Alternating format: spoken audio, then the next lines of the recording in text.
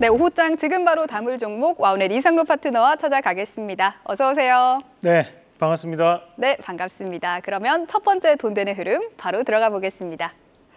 네, 첫 번째 돈 되는 흐름은요. 엔비디아 10대1 액면 분할 반도체를 주목해보자 하고 들고 오셨는데요. 최근 엔비디아 급등의 이유 중에 하나가 바로 이 액면 분할이 있기도 하죠. 그러면서 많이 올랐는데 근데 국내 기업 같은 경우는 액면 분할하면 주가가 많이 떨어지잖아요. 네, 그렇죠. 그런데 반도체도 지금 사야 되는 건가요? 이게 사실 개념이 좀 다릅니다. 우리가 우리나라 증시에는 이제 액면 분할이라고 표현을 하는 부분이 있고 대신 이제 미국은 액면 분할 자체가 없습니다. 먼저 그래요? 알아두셔야 되는 것이 미국은 이제 액면가가 사실상 존재하지 않습니다. 뭐 우리가 0.00008달러 뭐 이런 식으로 존재하기 때문에 우리가 없는 거나 마찬가지로 보고 액면가라는 개념이 잡히지 않습니다. 그 말은 뭐냐면 우리가 이제 회사를 차릴 때에 대한 차이가 좀 있는데 화면을 조금 같이 보면서 제가 말씀을 좀 드리겠습니다. 네.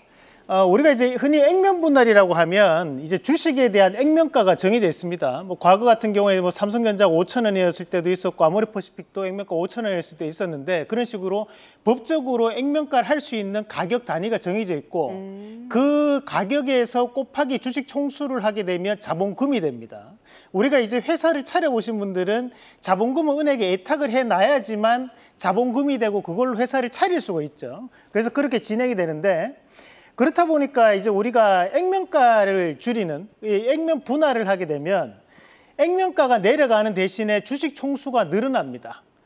다만 이제 액면가가 줄어들었기 때문에 우리가 대부분의 황제주들이라든지 또는 이제 주가가 많이 올랐을 때 액면 분할을 많이 선택합니다. 과거에 최근 보면 우리가 이제 카카오 같은 경우에도 액면 분할 이후에 주가 한번 올랐다가 그 다음부터 계속적으로 빠지는 모습들이 나타나는 것도 바로 이런 액면 분할에 대한 위험성 또는 액면 분할하면 주가 빠지지 않을까라는 선입견을 가질 수 있는데 하지만 이제 미국은 조금 개념이 다릅니다. 다음 그림을 한번 같이 보시면 우리가 이제 미국은 액면 분할 개념이 없습니다. 무슨 말이냐면 주식 분할만 존재를 하는 건데 앞서 말씀드렸다시피 우리나라는 자본금이 있어야지만 회사를 창업할 수 있지만 미국은 자본금 없이도 회사를 만들 수 있습니다.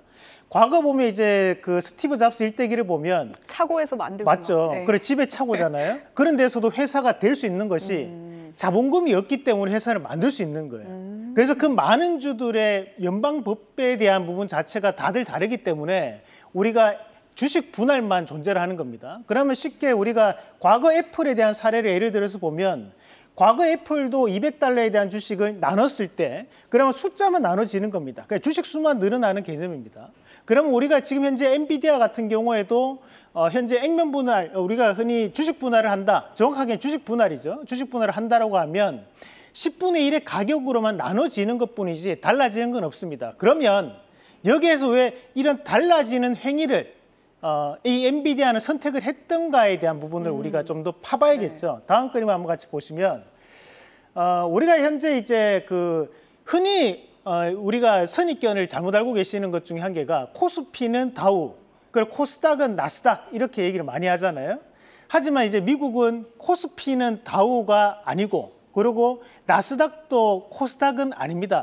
무슨 말이냐면 우리가 이제 다우 증시라는 것은 S&P 500 지수 안에 다우 존스가 포함이 돼 있고 여기서 이제 나스닥을 한번 그려보면 나스닥은 여집합, 이제 같이 포함되지 아니한다가 아니고 여기에 일정 부분 겹쳐지는 교집합에 의해서 나스닥이 형성됩니다. 우리가 대신에 이제 다우 증시와 S&P 500 이렇게 나누는 것은 뭐냐면 S&P 500은 우리나라와 똑같이 코스피, 코스닥과 똑같이 시가총액 방식입니다. 그럼 이제 시가총액이 높은 기업들은 주가가 올라가게 되면 시가총액이 왜곡되죠. 삼성전자가 엄청나게 올랐으면 다른 종목군이 빠지더라도 지수가 올라가는 것을 보이는 것처럼 하지만 이제 다우 증시는 시가총액 방식이 아닙니다. 시가총액이 너무 높은 기업들은 다우 증시에 편입이 안 됩니다. 그렇다 보니까 주가 가중 방식이라고 해서 업종을 대표할 수 있는 종목군들을 모아놓고 그 주가에 대한 부분을 가중시키는 방식이다 보니까 엔비디아가 좀 더 많은 투자를 받기 위해서는 다우 증시에 들어가줘야 되고 이 다우 증시에 들어가기 위해서는 시가총액이 높으면 안 되기 때문에 현재는 주가 가중 방식을 선택하는 다우 증시에 편입이 되기 위해서 우리가 엔비디아가 이번에 주식 분할을 선택을 했던 거기 때문에 저는 이런 이 엔비디아에 대한 주식 분할은 단기간에는 일부 차익 매물 나올 수 있어도 결국에는 엔비디아에 대한 펀더멘털 가치는 더욱더 상승할 수 있다는 부분으로 해석할 필요가 있다는 말씀을 함께 드리면서 자, 오늘도 관련된 기업들 한번 같이 체크해 보도록 하겠습니다. 네. 자, 우리가 먼저 봐야 되는 기업이 엔비디아 지금 주가 추이 나오고 있고요. 먼저 원익 QNC부터 한번 같이 보도록 하겠습니다. 원익 QNC 같은 경우에는 우리가 이제 이 QNC라는 것이 쿼츠 앤 세라믹이라고 했다, 그죠? 그렇다 보니까 반도체 소재 관련된 부분 자체에서 재평가를 나타내는데 우리가 사실 지난주 금요일 날 주가가 크게 급등했다 오늘은 조금 하락을 하고 있는 과정입니다. 다만 우리가 현재에 대한 주가 추이를 한번 같이 보시면 52주 주가 추이 한번 같이 보도록 하겠습니다.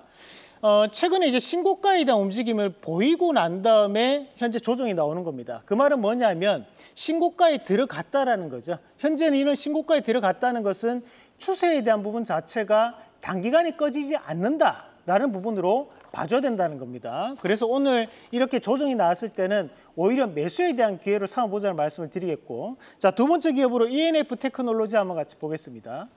자, ENF 테크놀로지 같은 경우에도 마찬가지로 오늘 시장에서 조금 약보합권에 대한 움직임 보이고 있는데 뭐 ENF 테크놀로지 이 방송을 보시면서 따라서 또 매매하신 분들 지금 현재 수익권으로 기분 좋게 들고 가시는 분들 많으실 것 같은데요. 충분히 지금은 좀 더 추가적인 상승이 가능하다는 의견을 좀 먼저 드리겠고, 자, 수급 한번 체크해 보도록 하겠습니다. 자, 수급을 한번 같이 보시면, 자, 우리가 지난주에 외국인들이 다시 한 번 더 강한 매수세를 좀 동반하는 모습이 나타났었거든요. 그만큼 의미 있는 양봉에 대한 형태가 형성되었기 때문에 현재에 대한 상승 추세는 쉽게 꺼지지 않는다. 오히려 오늘에 대한 조정은 건전한 조정에 대한 부분으로 해석을 할 필요가 있다는 말씀도 함께 드리겠습니다. 네, 반도체주를 지금 쉬어갈 때 조정의 기회로 삼아보자는 말씀해 주셨습니다. 두 번째 돈 되는 흐름도 바로 들어가 보겠습니다. 네, 두 번째 돈 되는 흐름은요. K푸드 글로벌 확산세 나타난다. 음식료주 주목해보자라고 들고 오셨습니다. 오늘 음식료주들이 뭐 주인공이죠. 네. 그리고 지금 빙그레가요. 곧 상한가 달성할 것 같이 26%까지 올라온 상태거든요. 빙그레 주주분들은 빙그레 웃고 계실 것 같습니다. 네. 네. 축하드립니다. 네, 그러면 네. 어떤 종목들 주목하면 좋을까요? 죄송합니다. 이게 네.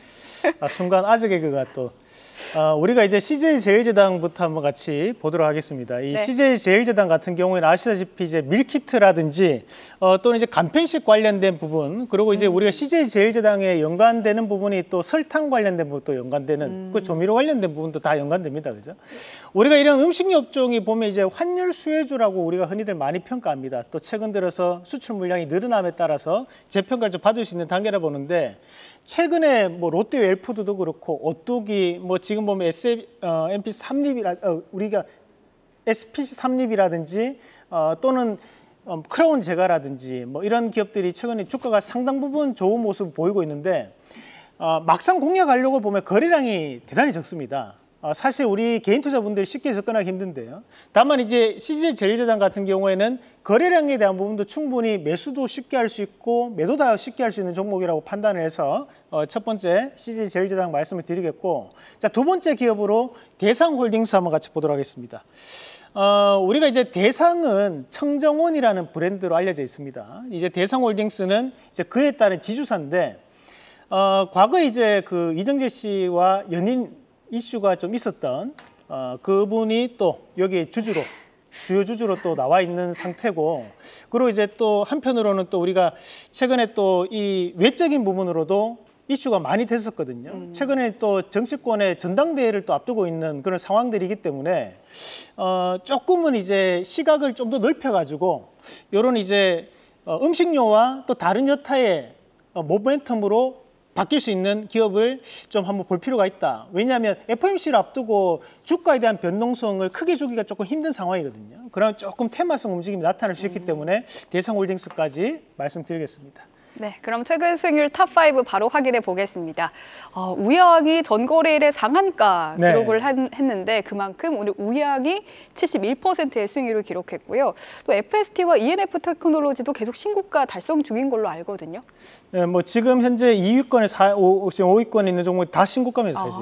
그렇다 보니까 뭐 특히 신고가하는 종목 우리가 미리 팔 필요는 전혀 없습니다. 네. 좀 더 수익을 극대화하는 전략이 필요하고, 우양도 마찬가지죠. 우양도 전일 상한가를 달 장중에 가는 모습도 나타났었는데 굳이 뭐 상한가 않는 종목을 미리 팔 필요는 없죠. 그래서 이 방송 보시면서 앞으로도 전략 또는 이제 유튜브를 통해서 제가 꾸준하게 전략 말씀드릴 테니까 참고하시면서 따라오시면 되겠습니다. 네, 꾸준한 전략 체크 확인 부탁드립니다. 오늘의 원픽도 바로 공개해 주시죠.